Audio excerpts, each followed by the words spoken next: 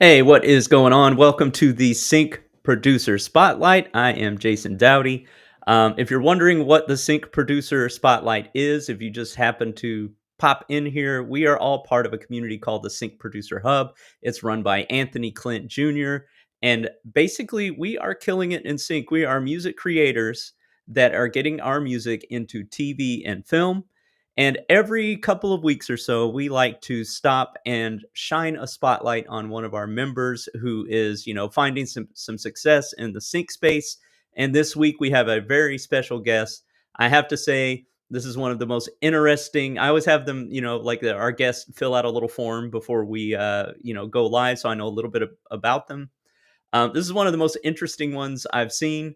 Um, he's he has his own stock music website platform business going on. He owns a tour bus or used to own a tour bus. I am not sure. We're about to find out. Let's bring him on now. Everybody, put your hands together for Frime Beats. What's happening? Hey, thanks for having me, Jason. Yeah, no worries, no worries. I'm excited. I'm really excited to talk to you. Both of us come from. We were talking a little bit before the interview. Both of us come from an artist background, and found our way into music production and all of that. I just want to start from the beginning. Like, what got you into music in the first place, and what are your biggest influences? Let's dive straight into it. So, yeah, back in 1996, just chilling at the park with some friends, got bought a first album of hip hop. Nas it was written, and really got me into hip hop at that time. And I just started writing rhymes and trying to bought Wu Tang, the 36 Chambers, and things like that. And I was just getting really into hip hop. But where I come from in Quebec City, we speak in French. So at first, it was just writing in French and everything.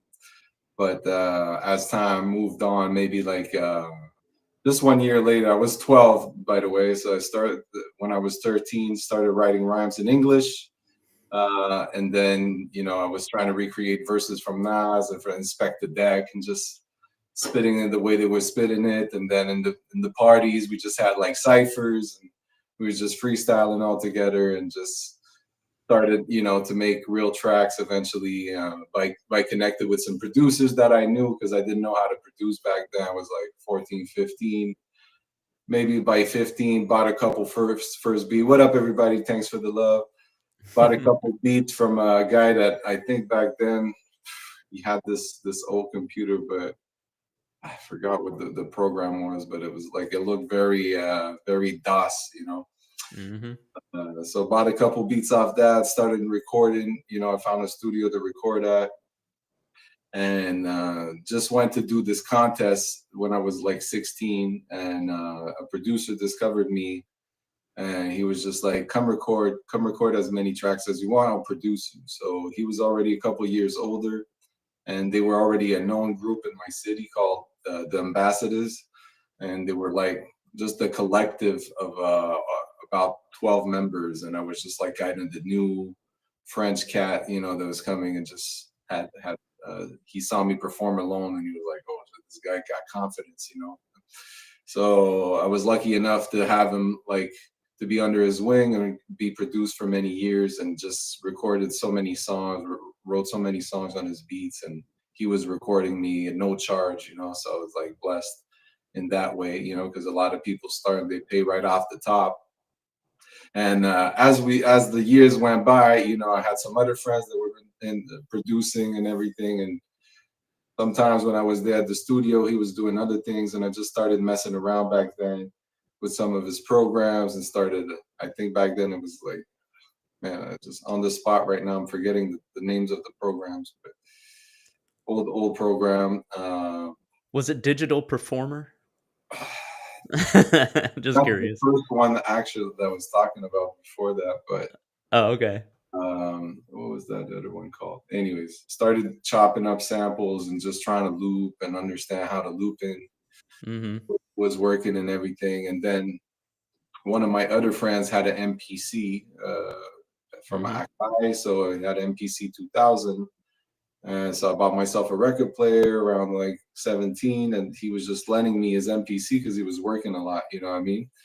Mhm. So French crime. No, actually, my name is Frederick, and I just put Frederick and rhyme together, so it's like Frime. You know, Oh, it's there not you go. no no back end story more complicated than that. When you're 12, 13, you're just like, oh, Frime, Fred, and Ron, Frime. So yeah, that's where it came from. So yeah, so I had the chance, you know, to kind of start, you know, analyzing how some of the producers that I was looking up to, you know, were producing with, you know, like Pete Rock and DJ Premier, and I saw they were using MPC2, and it just became this. So I got into this whole art of digging crates, you know. Um, so it was just digging crates and just using vinyls only to do a full beat, you know, from sampling the kicks and the snares alone and chopping up, you know, the hi-hats, Mhm. you know, to getting that good part of the sample, chopping it up on the pads. And it just had a lot of time alone to develop, uh, you know, how to make beats. You know, of course, I was lucky because my friend was already using the machine, so he was telling me a lot of tips how to use it, you know, how to chop it, where to go. So it didn't take Mhm. me too much time to figure it out. And then I was like, well, okay. Because when you're NPC, you look like a mad scientist because you're working on this little screen, you know, for Yep. everything.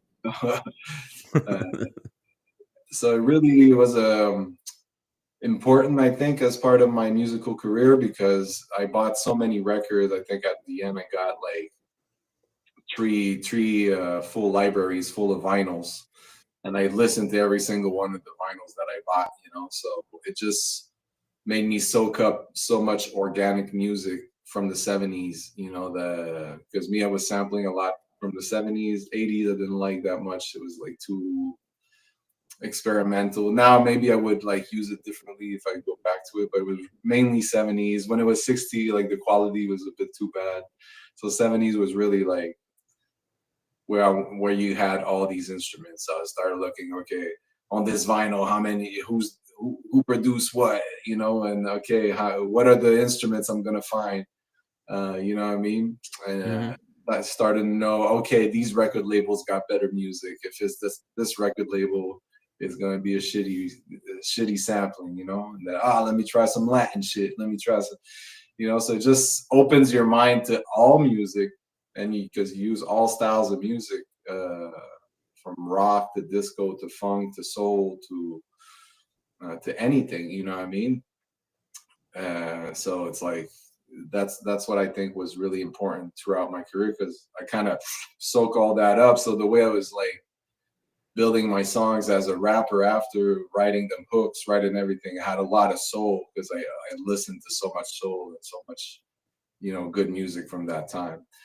Um, so yeah, that's kind of how it started into the because now today is more like talking about the producer. So I did a lot of stuff as an artist, you know, but I'm not gonna go into all of that. It's more like the producer part. So basically, yeah, as a rapper for years, I always produced all my singles, all my songs. I was always open to working with other producers, so I was taking production from other people. But you know, back then, how it kind of all started, it was like touring with that group that I was talking earlier with all the members because they were already established. So I just started touring right away with all my songs and some songs I had with them. So I was lucky because just imagine you're just like 16 and then like this guy produces you for free and then you're just like touring with the group that they already got all the shows planned. And I had to Mhm. sneak in, you know, early to do the mic checks, and then I had to like stay there because I couldn't come back out. I'd be card and they wouldn't even keep me in the venues. You know? So anyways, as I made more and more songs, I kind of detached from the collective, started doing more my solo career. And back then, you know, in Quebec, I wanted to do a French English project. So back in 2006, we're going forward into time. I was lucky enough to sign a deal with Universal Canada, so as a distributor. So I made an album that was like French and English, and we sold that in all the record stores. So maybe like 2,000 copies. It was nothing like amazing, like in terms of numbers, but it was the experience of doing that. And then I started already directing my own music videos, and I had a guy that I bought a camera with, and then he didn't know how to edit the videos because he know how to use the camera, but then when it came to editing the videos, he was like, I'm not too sure. So I'm like, he made me wait, and I was like, what the fuck's taking so long to edit the video, man? Like, he told me I'll buy a camera with you, and then you take care of that part, and then you give me videos. So, and that time he was editing on Avid Media Pro, so that's like the most complicated video editing program. So again, I was kind of lucky because this guy was on my shoulder. He's like, okay, let me just put it on your computer and you edit it. So he kind of pushed me to edit my own music videos when it wasn't the plan. So I got forced into editing and learning everything. But since I knew music and how to chop samples and how to chop everything, it kind of felt like an extension of what I was doing, because instead of using audio clips, it was video clips. And then you're just cutting in perfectly on the music, on the snare, on the kick. Yeah. So a couple videos in, I sent one to Much Music, and it got aired into Much Music, and I was like, oh, I made all of that myself, and it was like for under $1,000, and they aired it. So I was like, okay, I think I'm not too bad at this. Yeah. But Is Much Music Canadian only? Because I know we got mostly US people in the I think it's yeah, much. I think it was still heard of because it had like a lot of big bands that always like kind of passed there and did their yearly big show yeah. there. And, like, artists were always looking forward to go there Yep. to showcase their music, because that was the only channel in Canada that really showcased music until they started to put all these TV reality shows for nothing. Yep. So for, people from Which the now would US. be okay because I produced Yeah. for the TV reality show. Yeah. It's Canada's MTV, basically. I mean, that's the only way I can Yeah. describe what it is, yeah. So then yeah, throughout that from 2006 to 2013, I'd say it's really where I pushed my rapper career the most. So produced another solo album with Universal, and then I just decided to go independent with my label called Out of the Dark, and started making my own label and uploading my music myself on CD Baby. Um, and I realized, oh shit, that I could just do this myself. Like I don't need no second man. And at that, it was kind of a weird era because like the CD was disappearing, and then the Napster was free, and then the whole streaming Yeah. game wasn't really established. So I kind of felt like I was pushing, but in a weird moment in music, like where people aren't buying CDs that much anymore, so and they kind of download for free. And it was a very, very hard moment, I think, for a lot of people during that time, that transition. Yeah. So at some point I was like, I gotta really like get my featurings, with great people. So back then I listened to a lot of, like I said earlier, like hip hop from New York and everything. So I wanted to really collaborate with big lyricists. And I always listened to Mobb Deep as I was coming up, like all the Mobb Deep albums. So I was lucky enough to get in contact on Twitter. I reached out to Havoc of Mobb Deep. He connected me with his manager, and I got a track with Havoc of Mobb Deep. That's So awesome. what's nice about that is that I also produced the track. So years later, even though I'm not pushing myself as a rapper, I could still say I kind of produced for Havoc of Mobb Deep, because I made that track, and we still went back and forth with the beats until he was happy with what we would collaborate on. Did tracks with Skyzoo. Back then, it was like one of the top 5 lyricists in the Source terminology. That was like the prodigy for DJ Premier. I made a track with him. Planet Asia, which I always like really like. Then I got Mac Lucci and a bunch of other people from the West Coast. So I was kind of on the come up, and I was like, what's the next move? So I was going back to LA, pushing myself as a rapper. And then the management I had back then. This guy is calling Big Apple. He used to manage Drake and The Weeknd before they popped off. Um, so I was like, I'm good. Like I got the same manager as Drake. So like it's like, but Drake wasn't known like he was known, but he was still like on the come up, and like there was a buzz around him, you know. But it Mhm. wasn't the point that he's at now.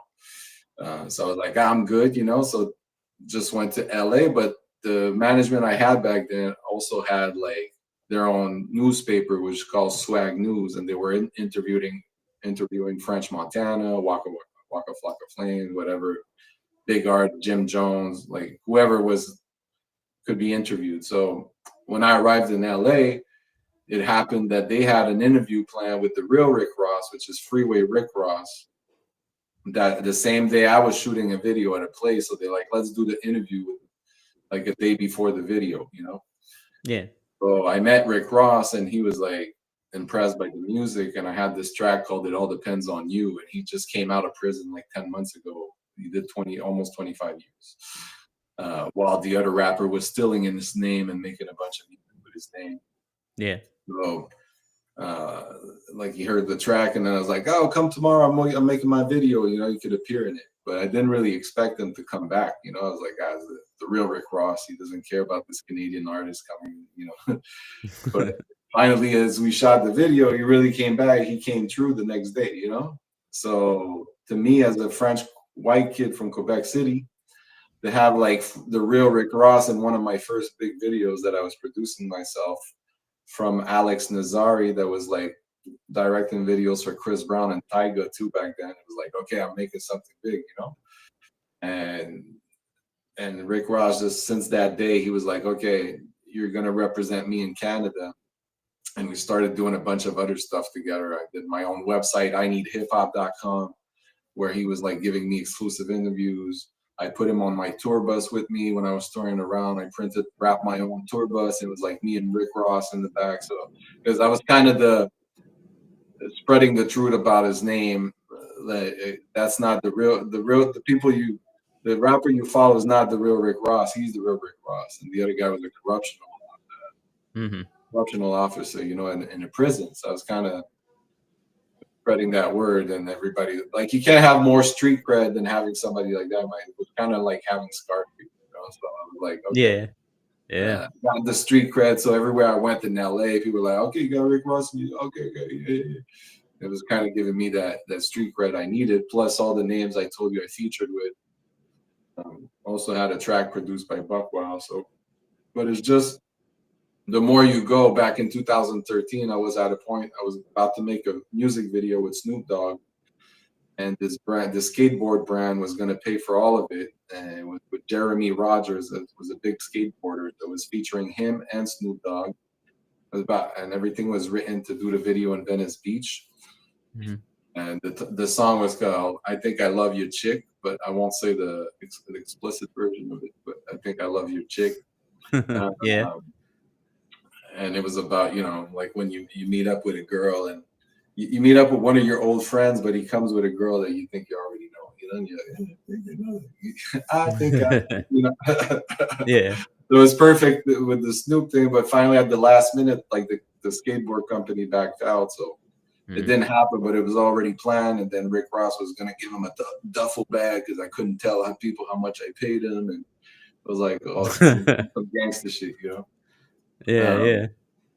so that was really like, it's like the more you get up, I felt I was at a point like I needed investors, I needed money to get the songs on radio and everything. And in the States, it's like about 50 G's if you want to like have a song pretty much in all the states rolling and everything. So Mhm. that was hard. So we were like always close to getting an investor, and it's like the more you climb up the artist, the more the steps are becoming higher and higher.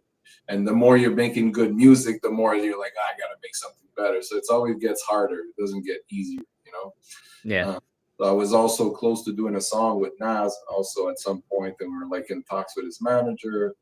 So a lot of like things that almost came by, like almost got grants, almost got this, but I never got too lucky with like the final plays of what I was trying to do. So I kept pushing, kept doing, you know, my own music and pushing. But then I got my daughter and started just taking the role of dad for a couple of years more seriously. Put the music still was like producing a lot, but not recording and doing as much songs, as an artist. So then I kind of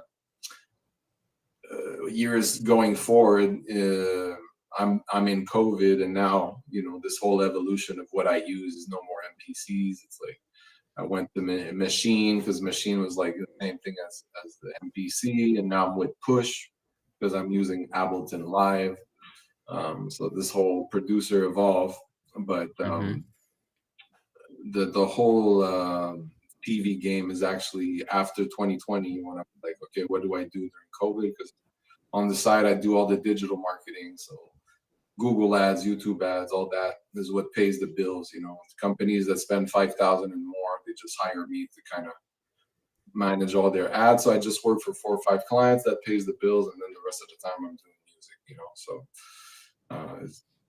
So basically, in 2020, I was like, what can I sell online? I could start my own product. I could, I don't care what I'm gonna sell. And then I just look at my hard drives and I was like, wait a minute, like I got all these products right here, and they're just like all tracks. So I could just sell the tracks and make this audio stock website.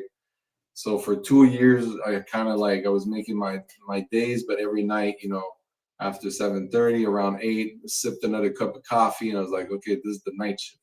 Export, export, export. Started exported all my productions since 2009. That's how far I managed to get without losing too much things that I tried to reopen, because you know how that is when you open old sessions.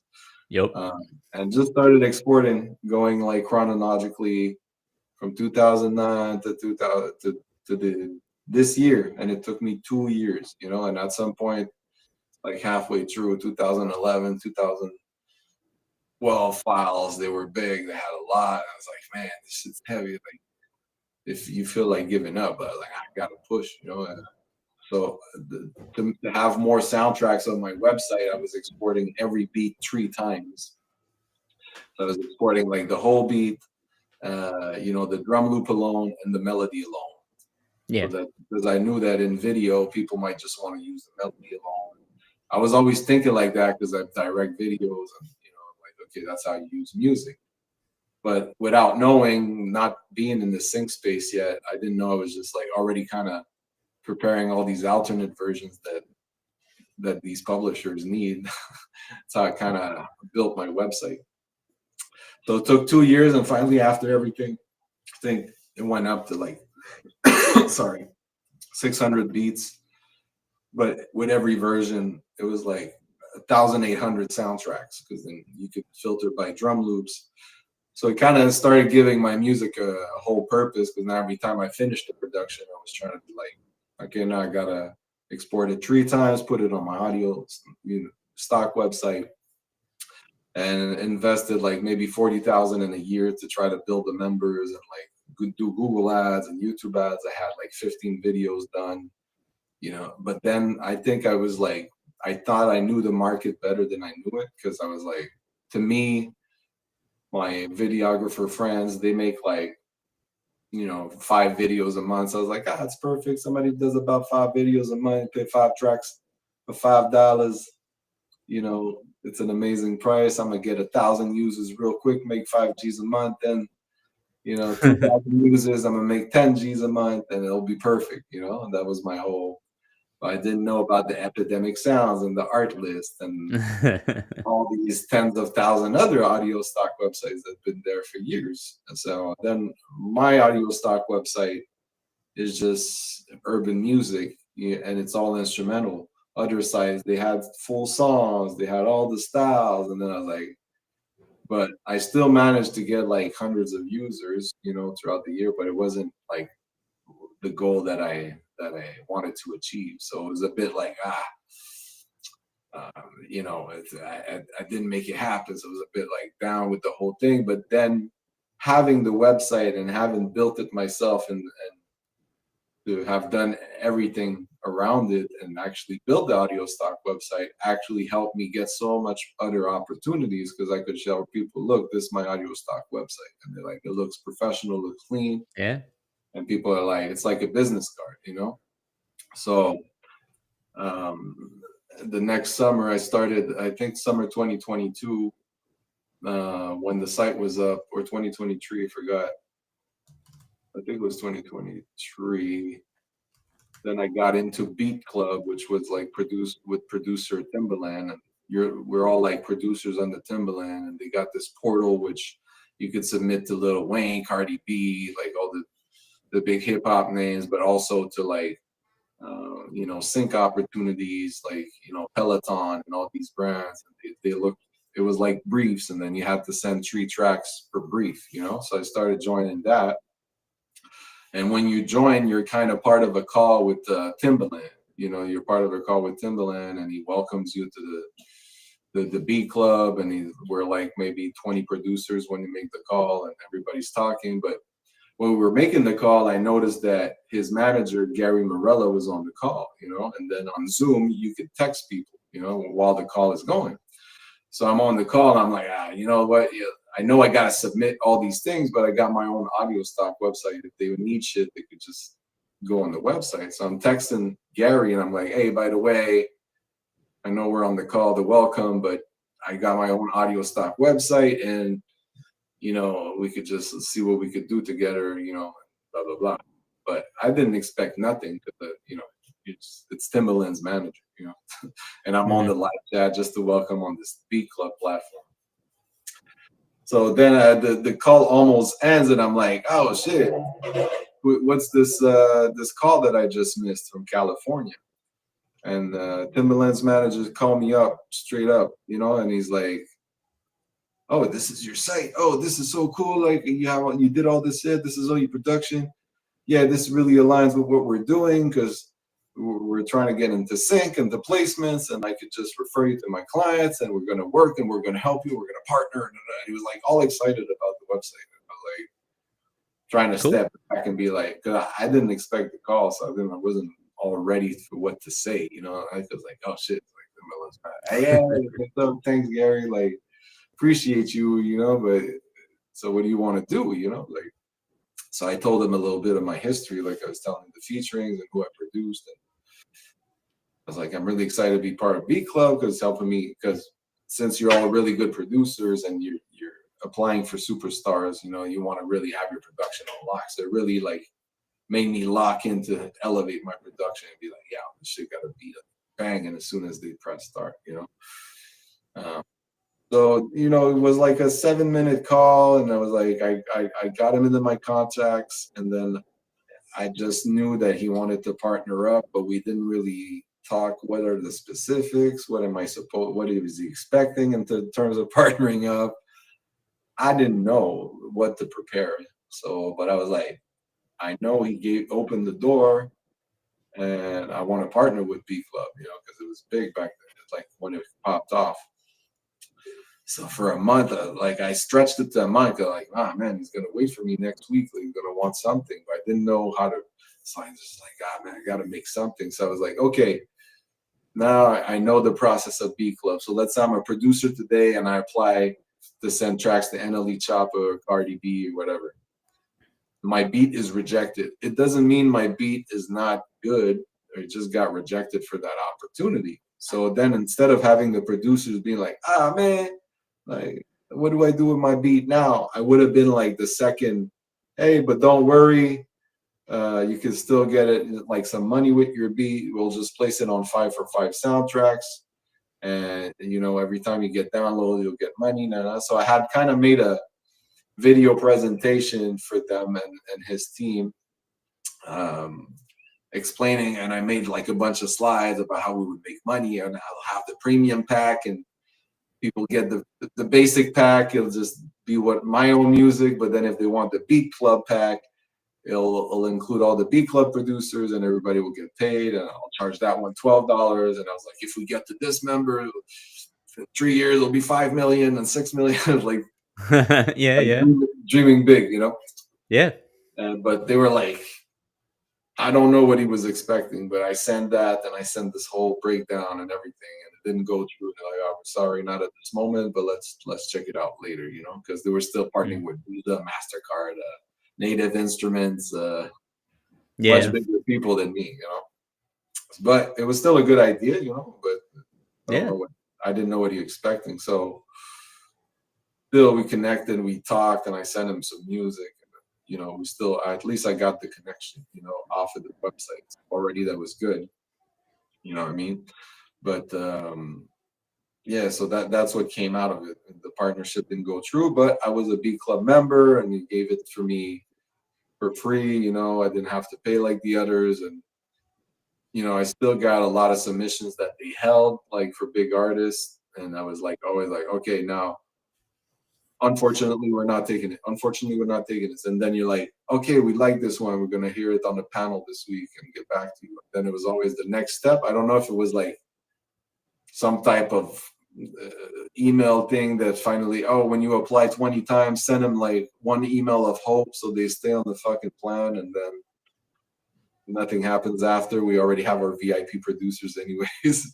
Yeah. I felt like it was kind of bullshit. I was like, I don't Yeah. think this, because every time we had these opportunities, like example, NLE Chopper, they were supposed to take some of my beats. Then 2 weeks after, they're like, we see NLE Chopper with a VIP producer of B Club filmed, and they're producing together, and the track is already released, and you're like, so you put the opportunity, but then it closed. But when it closed, you already had all the shit Yeah. on.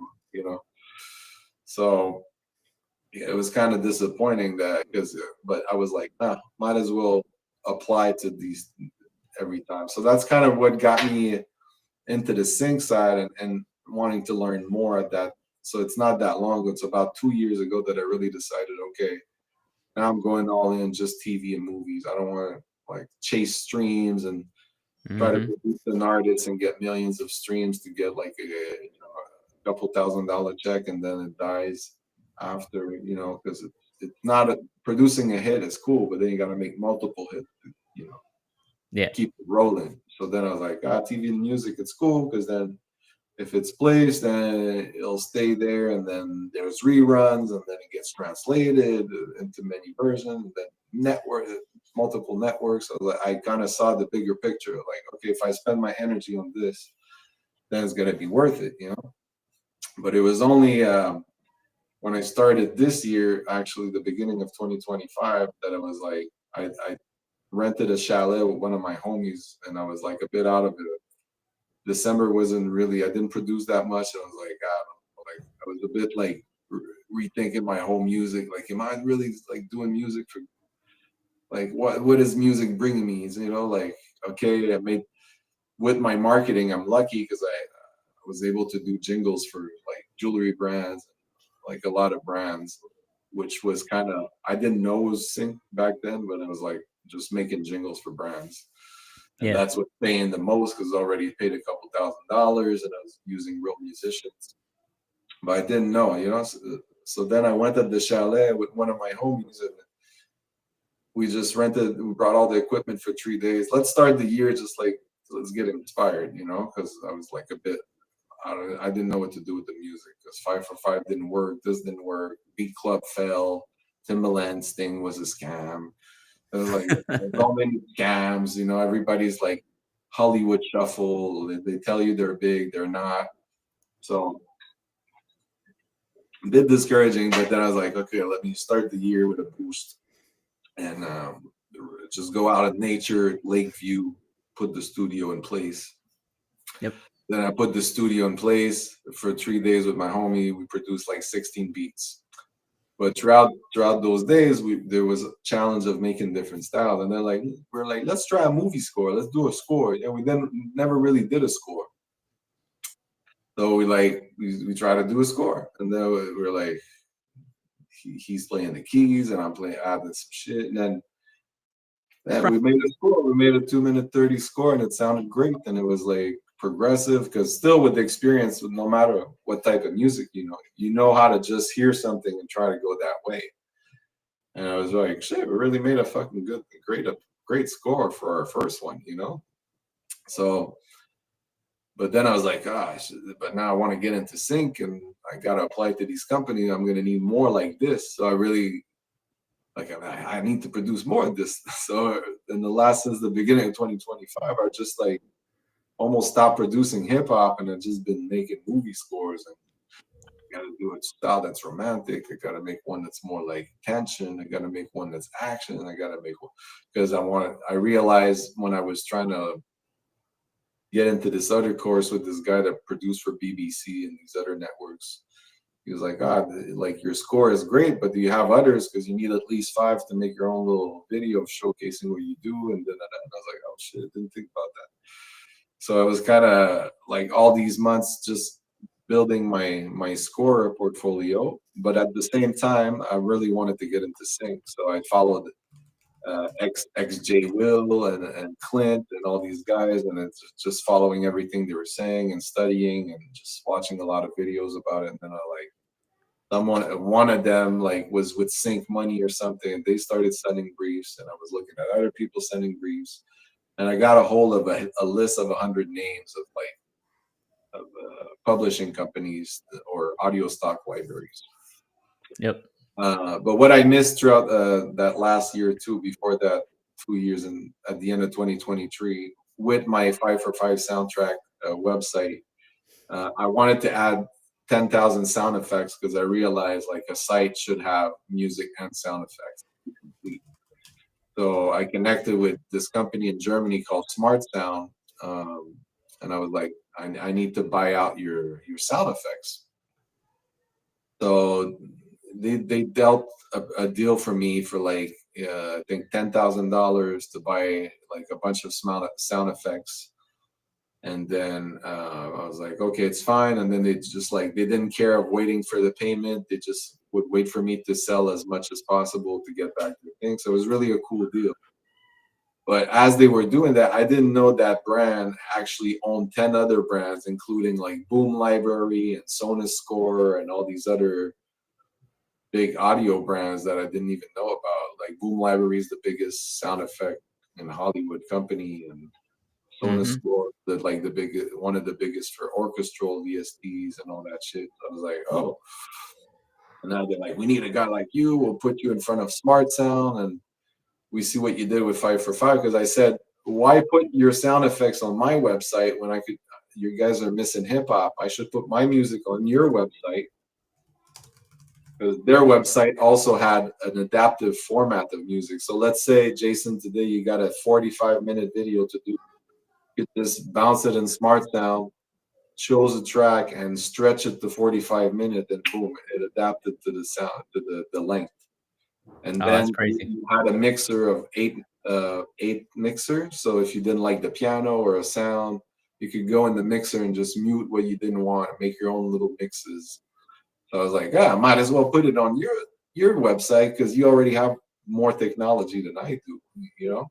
Yeah. So I didn't make like all the money I wanted with 5 for 5, but this German company hired me as the chief marketing officer for 2 years and paid me $4,000 a month to help with their marketing and build this while I was producing for their website. That's dope. Sorry, I just forgot to mention that I was as I was doing it. So it gave me a lot of experience also working for audio brands, including that one, which was a much bigger audio stock website, and do all their marketing. And that's what really, made me learn about all the other ones. You know what I'm saying? Yeah. Any comments on this? Oh yeah, I have 2 channels. Clint was on the other one. It's all good. Okay. Well, quick question. Now you've transitioned into sync, and you've I know you signed with Spider Cues and another library, and I want to get into your music because we're about 41 minutes in. What First can you tell us question. about? What, Yeah. how did it start? Let me go back to 1996 for 40 minutes. Next question, please. You're the easiest interview I've ever had.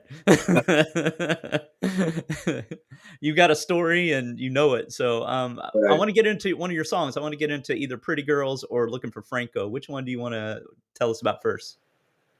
Well, now that we've been talking about the scoring, we could do "Looking for Franco," which is a collaboration I made with this horn player that's also in sync with his manager's Marlon Knight, which is a big music supervisor too. So I got lucky, started making stuff with him. So this score includes also like a choir that I made with 12 of my voices, changing all my voices to different AI voices to make a big choir. And that was like actually my second movie score that I made. Oh, cool. Recording with that stuff. Yeah. What plugin did you use for the voices? It's called Controlla. Okay. It's actually a company I'm about to work for and help with my man Jeff Nang from UK. Um, so yeah, they have a VST. Well, it's actually you go on the website, then you could just drag and drop your vocals, and then they got all these preset AI singers that you could choose from, and then boom, it transforms your voice into that. You have to do a little, make sure like it's properly pitched and everything before you put it, so it comes out nice. Okay. Um, uh, but yeah, it's called Controller XYZ. Control. Okay. All right. I'm gonna see if I can find the website and share it with And everybody. just But here, before you start playing it, if you guys wondering that electric guitar in the beginning was also done with this, so you could I sang an electric guitar melody, so they're like na na na na na na na na na na na na na, and then it made the electric guitar you guys are gonna hear. So oh, that's how I kind of use some AI shit, but try to not use it to do everything literally. But yeah, just a little detail about how I made this one. all right. Let's go. Looking for Franco.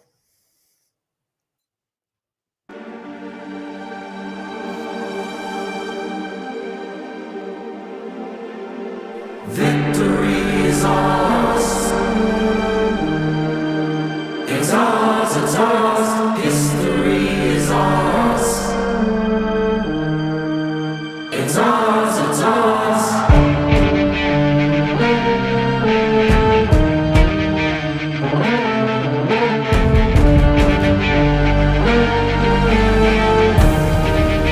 It's ours, it's ours.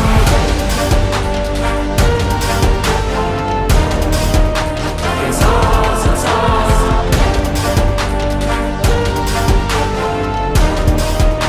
It's ours, it's ours.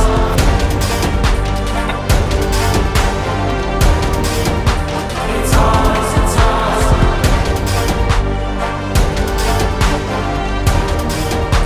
It's ours, it's ours.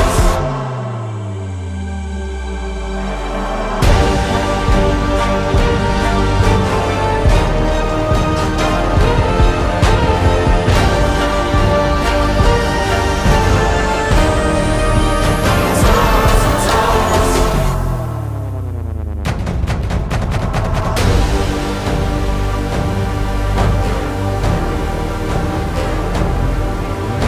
Victory is ours.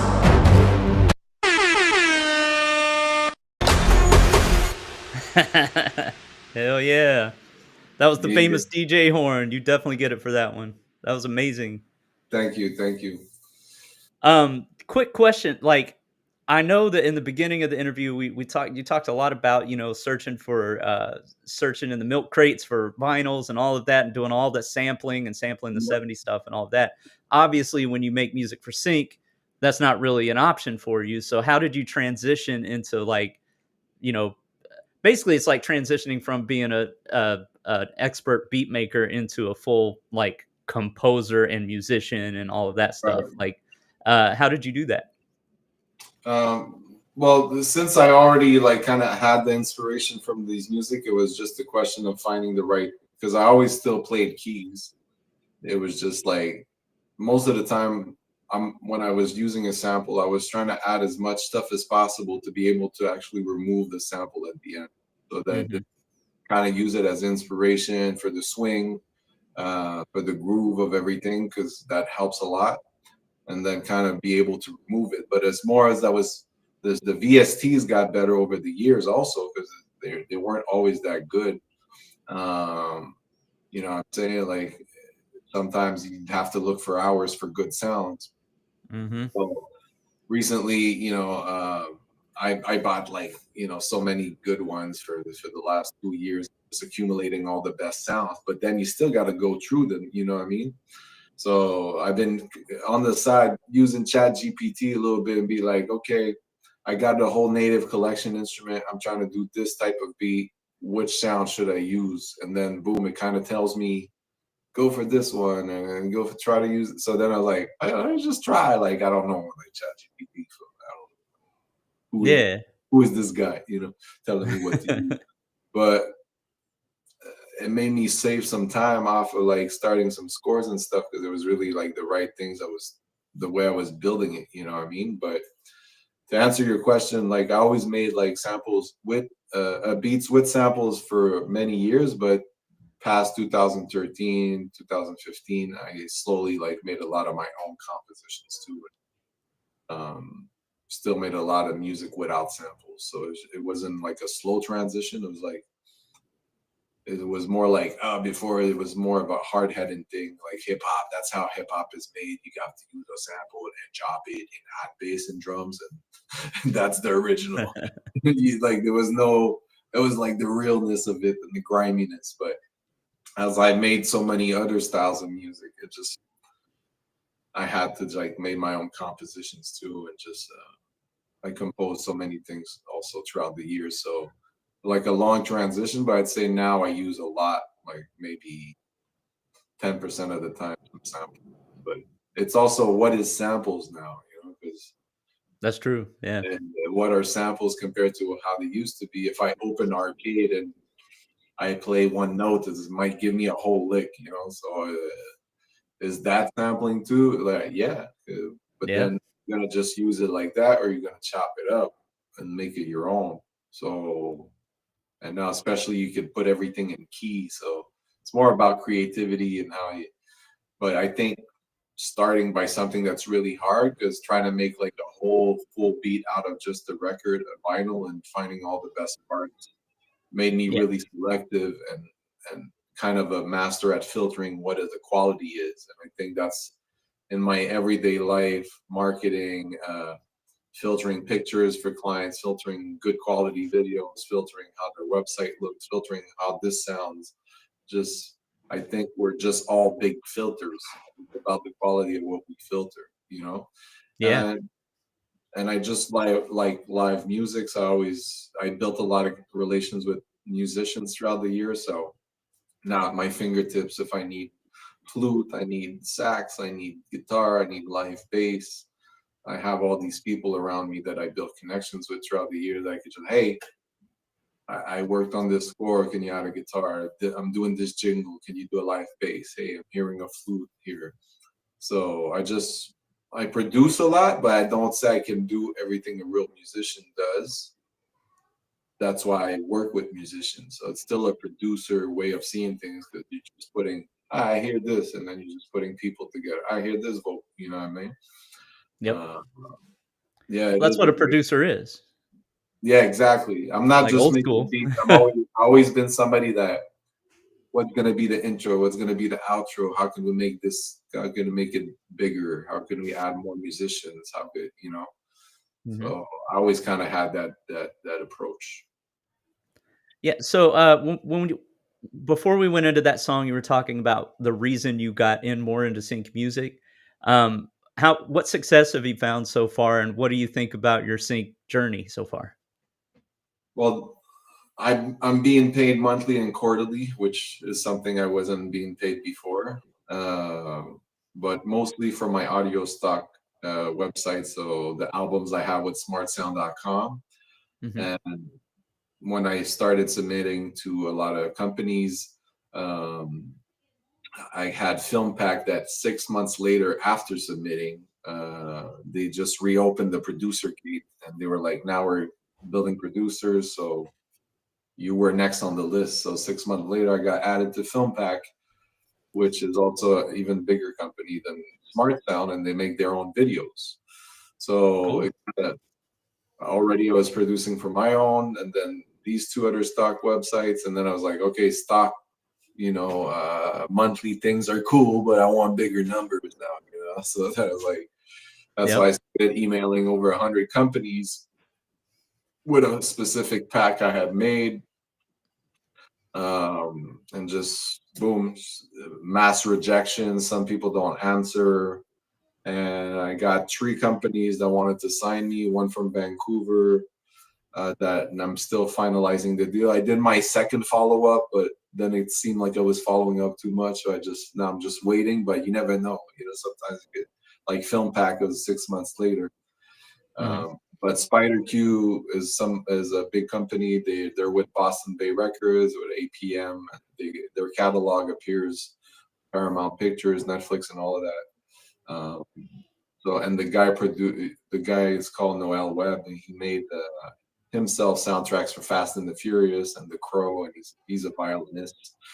And he loves my music, and he just can't wait to have more all the time. So I'm like, that's the type of people I need to work with. He's waiting for my music, and There you I'm go. adding it to a catalog. I'm waiting. I don't know what's gonna get placed, how it's gonna get placed, but I signed the deal, and now I can't just, like the group in the hub says, you can't just send 15 tracks and wait. You gotta like kind of just throw it at them and wait till something fits, And then the one from New Jersey, Sing Free Music, is another one that signed another off the bat, I think 15 tracks with alternate versions, maybe to like 45.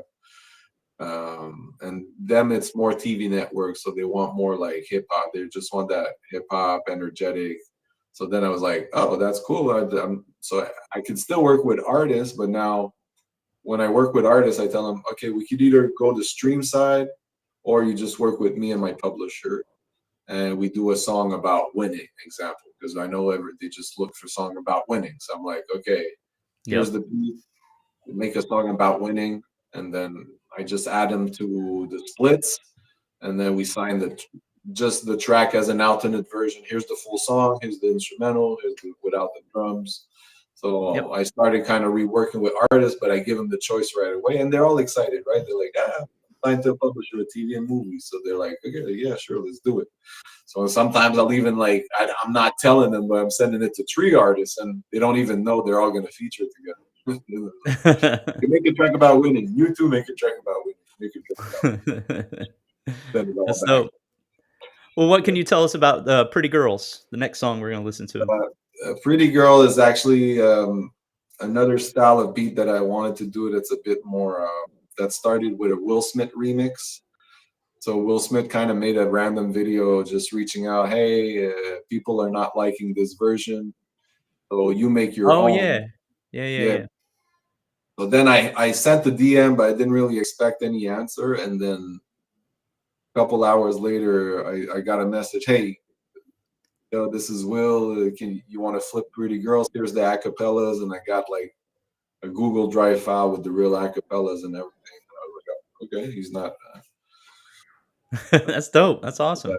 That's nice. So then, yeah, I flipped it, but I guess he got so many remixes done and everything. He didn't really bring out mine. But I Yeah. think he should have, because I actually sang the hook with him and everything on the other version. Now we're not going to hear my vocals on this one. It's really dope. I sent it to Jazzy Jeff, and he loved it too, and he gave a little message back. So Oh, I that's don't dope. know. But now I got the beat, so the beat is what I'm presenting to you today. That I'm going to add with one of my publishers. There you go. There you go. That's one good thing about Work. sync is no good music goes to waste. Exactly. All right, here we go. Pretty Girls.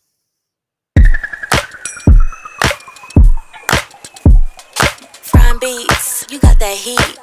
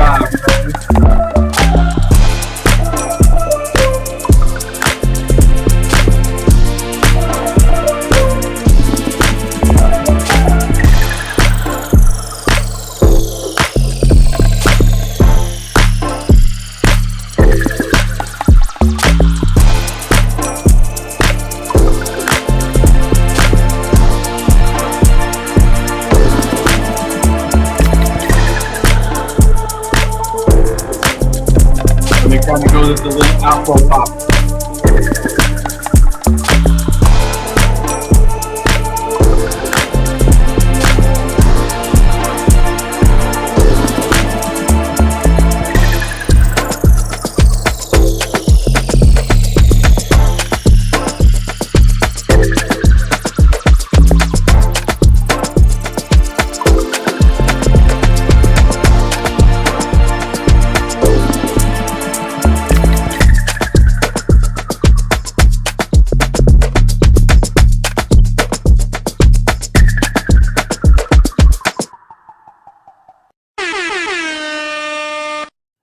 Yes, sir. That was dope. Thanks, bro. Thanks. That's gonna get placed a lot. Like, I've heard somewhere that upbeat and energetic music gets placed, a lot more than any other type. So I'm sure that's gonna find its way on a lot of things. Yeah, definitely just here waiting, man. I'm just by next year. I know it's a long wait, and I placed like Yeah, cards in the right place. I'm really hoping for like the snowball effect and just ideally, I don't know how many publishers you work with, but ideally I would like to find at least one or two more and just kind of have all those and just keep making music for those. yeah. Then what else can you do, right? The one that I got the upfront sync fees with is called Hard Music, and they only it's Hard Music Group. I'll send you the link afterwards. I'll even make an intro for you if you want. Actually, I think that is the other one I'm waiting on a deal with. They're from Oh, Vancouver, right? no, Toronto. Toronto? Yeah, Craig McConnell, I think it is. But And anyway, but they only work they give with me. 250 up front, right? It was 3 grand up front. 3 grand. Yeah. Well, it's 10 tracks at 300 apiece. Okay, yeah, that's what I'm saying. It's about because that's what I was told, 250, 300 upfront Yeah, track. Yeah. yeah, Wait, is that the one? Because they were like, might be. oh, we love it, and then they were like, oh, we started the year, we're so much more busy. But I think it's actually that. It's funny that you mentioned. Let me just double check here. Cool. Hard music, that one. Juliana, Hard Music Group. Yeah, Juliana and Craig. Yep. Yeah. She's like, I hope you're doing well. We operate under buyout exclusive leave model, na na na. And then she's telling me the 50%. When we have confirmation you're comfortable with this arrangement, I'd be happy to write na na na. So I was like, nice, they accepted it. There you go. Then I'm like, oh, thank you so much. I'm happy for the agreement. Then she's like, thank you for confirming. And then we added you to our production schedule and we'll circle back soon. It's been busier start of the year, and like Yeah, we'll likely reach out in a few weeks for it. So it's like, yeah, but wait. So I was they like, did that to me too. I had the same experience. oh, Yeah, for and real? I pitched them like a sports album, and then by the time they came back to me, a couple of those tracks had gone to other libraries, and then I just made more tracks for them. But yeah, they So just take a after little you, while. so after you pitch once to them, you sent more music a bit later. No, they were like, "Oh, we want to sign this album that you sent us the first Oh, time," okay. and I was like, Uh, "Well, 2 of those tracks are gone," and I had to oh, like, yeah, but they'll wait for you to make more like because then I got experience and I was like, okay, I know I need to, get the Excel sheet ready and start exporting the alternate version. So I was like, I hope you're doing well. And then let me know if there's anything I could get starting on, whatever it's reviewing music guidelines or preparing alternate versions. No, no, no. So I was like, just telling him, hey, I could start working if in the meantime while you guys, do your yeah, thing. yeah. And it's like, I it's can just been, send you I can it's send you the just been more. spreadsheet. I can send you the spreadsheet that they sent me so you know what the formatting is and all of that. And Michael McConnor, I'll send you their contact info as Right. well. It was like, I'll be bringing it to our next production meeting, and I will follow up if the team. Now it's like, if the team sees a potential fit within the year. No Yeah. action needed. No action needed on your end for now. We'll be in touch as soon as there's an update. So I'm just like, I got accepted. Then they're like, wait. Then I'm like, waited a month. I do a follow up, but I'm like, hey, I'm just trying to be helpful. Like, can I start alternate versions or anything?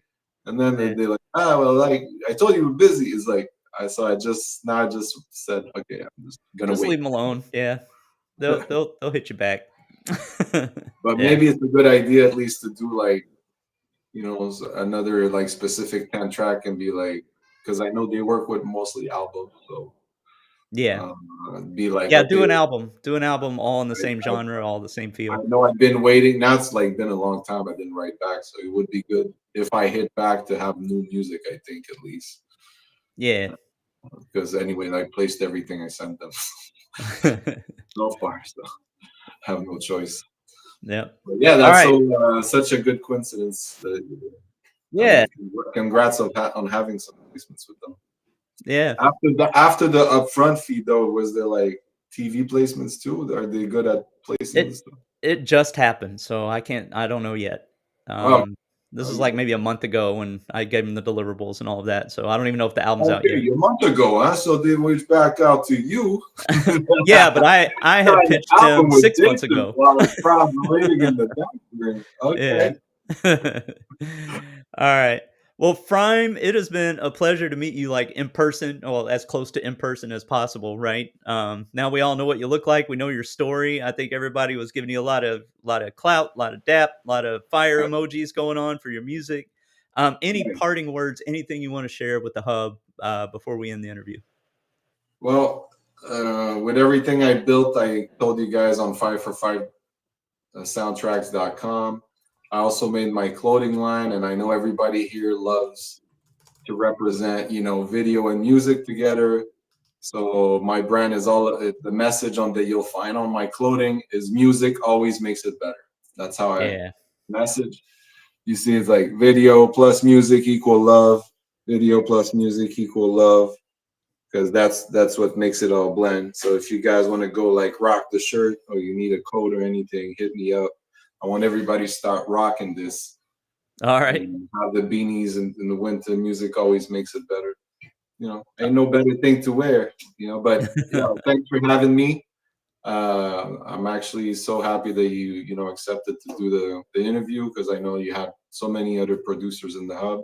So truly appreciate it. And your intro beat was really dope. By the way, I didn't hear that one from you before. Oh, That cool, thanks. was actually fire. And now we're all in the hub. We'll catch up more. Hope everybody that listened enjoyed this one because this man right here is taking time to let the highlight on us. So blessings, respect, and thank you for having me once again. Yeah, no worries. And if anybody's watching this video and you're not in the Sync Producer Hub and you want to know what it's all about, there is a link in the description. So this whole community was created by Anthony Clint Jr., and he's just helping producers, music creators get their music into TV and film and actually make some money at it. Who thought you could make money at music, right? So if you're interested in that, the link is in the description. Go check it out, and we will see you in the hub. All right. Thanks a lot. Right.